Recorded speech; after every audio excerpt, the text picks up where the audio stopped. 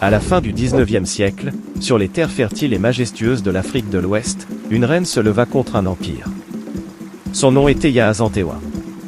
Elle n'était pas seulement une reine, elle était le dernier rempart de son peuple face à la domination coloniale. Voici son histoire. Voici son combat. Yaazantewa était une reine du royaume Ashanti, un peuple fier et puissant qui, depuis des siècles, contrôlait les terres riches du Ghana actuel. Leur culture était ancienne, leur or abondant, et leur esprit, indomptable. Mais à la fin du XIXe siècle, la menace coloniale devint impossible à ignorer. Les Britanniques voulaient prendre ce que les Ashantis chérissaient le plus, leurs terres, leur indépendance, et, leur trône sacré, le tabouret d'or. Le tabouret d'or, symbole suprême de la royauté Ashanti, était bien plus qu'un simple siège. Il incarnait l'âme du peuple.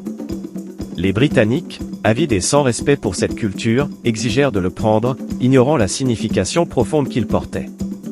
Et c'est là que Yaazantewa se dressa pour dire non. En 1900, lors d'une réunion historique entre les chefs Ashanti, Yaazantewa prit la parole avec une voix aussi forte que le tonnerre. Les hommes autour d'elle hésitaient, certains prêts à se soumettre aux Britanniques pour éviter la guerre. Mais elle ne vacilla pas.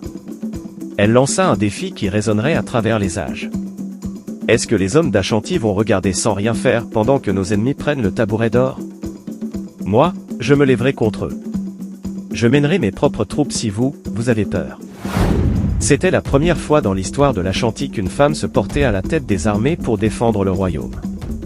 Avec ses guerriers à ses côtés, elle guida la résistance contre l'armée britannique, armée de fusils, de courage, et de la détermination de préserver leur liberté.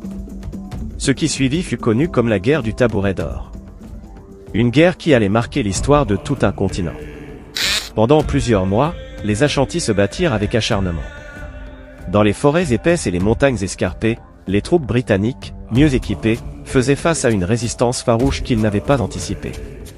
Yaazantewa, bien qu'à l'arrière des lignes, était le cœur de cette résistance, envoyant ses ordres, renforçant le moral de ses troupes, rappelant à chaque guerrier pourquoi il se battait. Mais la supériorité technologique des Britanniques finit par prendre l'avantage.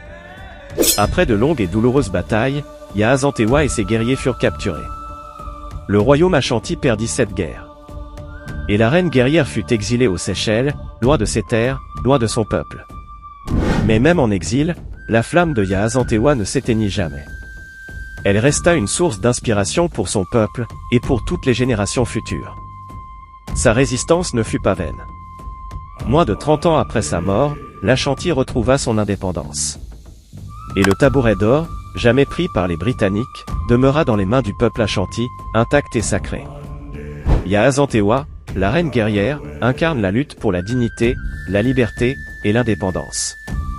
Elle a prouvé au monde entier qu'une femme, avec un cœur de lion, peut mener une nation, défendre une culture, et marquer à jamais l'histoire de son peuple.